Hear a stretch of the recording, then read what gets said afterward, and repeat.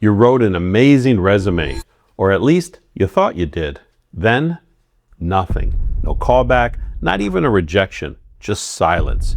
88% of employers admit their own hiring systems filter out qualified people before anyone even considers them. That silence isn't bad luck. It's a filter working exactly as designed. I'm going to show you 5 things on your resume that you learned 5, maybe 10 years ago. Moves that used to be smart and still feel right to you. Not anymore. I'll show you what works now, so you start getting seen instead of filtered out. There's one mistake on this list that many professionals keep because it sounds completely harmless. It's not the most technical mistake. It's the sentence at the top of the resume that tells the employer almost nothing. Let's tackle that one first. Mistake number 1, the objective statement. Seeking a challenging role where I can utilize my skills. It sounds professional. It sounds polite. It sounds like the kind of sentence nobody could object to. And that's exactly why it survives on resumes for years. The problem is that it uses your highest value opening space to describe what you want instead of what you solve. A recruiter doesn't need to be reminded that you want a challenging role. Every applicant wants the role. They need to know what business problems you can actually walk into and handle. Replace the objective with a targeted summary. For example, program leader who reduces delivery risk across complex finance and technology transformations, including multi-million-dollar initiatives. That sentence gives the reader a role identity, a problem, and evidence of scale. The first sentence of the objective statement asks for an opportunity. The second one establishes a reason to consider you. That opening sentence was the harmless mistake I mentioned. Miami Cloud creates content to give you insights your company never intended you to have. Subscribe to stay off the list, or get back to work faster if you do end up on that layoff list. Now let's move to the mistake that can make the rest of your resume harder for a system to interpret. I call this one the marketing brochure. You're treating your resume like a marketing brochure. You're not building a brochure.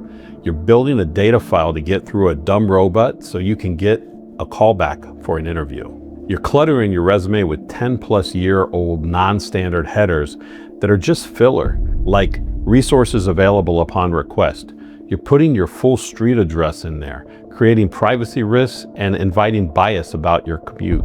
You only need to put your city, your state, and zip. You're wasting precious real estate on hobbies, gardening, skiing, horseback riding. That tells the employer nothing about your ability to solve their problems. To you, it's design. It shows you're a real person. To the ATS, the gatekeeper of that interview, it's noise. The system doesn't see your flair. It sees a parsing error. It sees a formatting glitch. And when the machine can't map your data to its database instantly, it doesn't try to guess. It just discards you. Strip out the vanity. Use only the headers that systems understand. Put your resume in an ATS-friendly format. Experience, education, skills. No icons, no tables, no boxes, no filler. Most screening systems strip out your visual formatting and convert the resume into a single text stream. In a 2-column layout, that can jumble information from both columns and break your career chronology for the machine. If you aren't providing actionable, relevant professional data, you're actively working against yourself. Before you rewrite anything, download the free career inventory worksheet that I put in the description. It's built exactly for what comes next to help you separate duties from measurable outcomes before you rewrite the resume.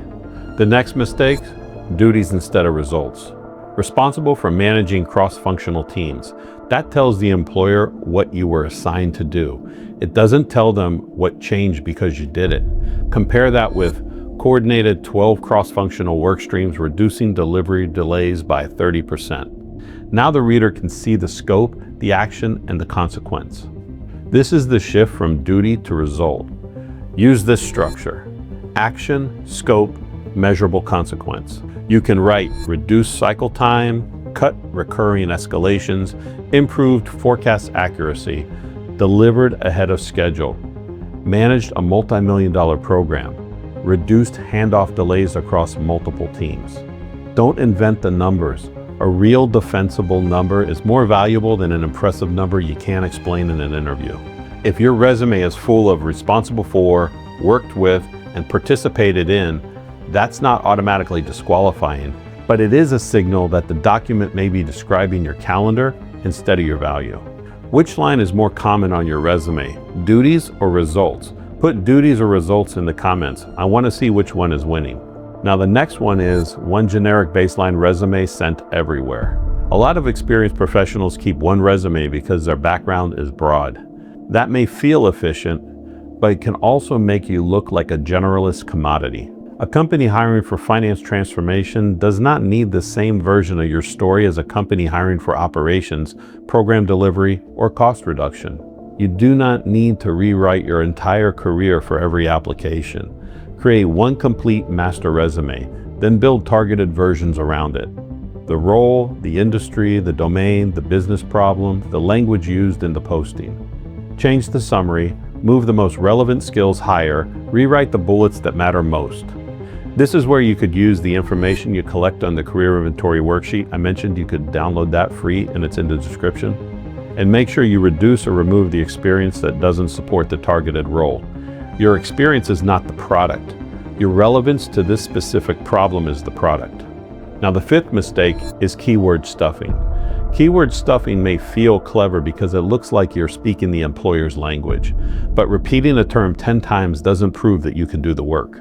The modern screening systems increasingly look at context. The keyword needs to appear where it is accurate, and the surrounding experience needs to support it. You don't have to add forecasting, cost reduction, or finance transformation simply because those words appear in the posting.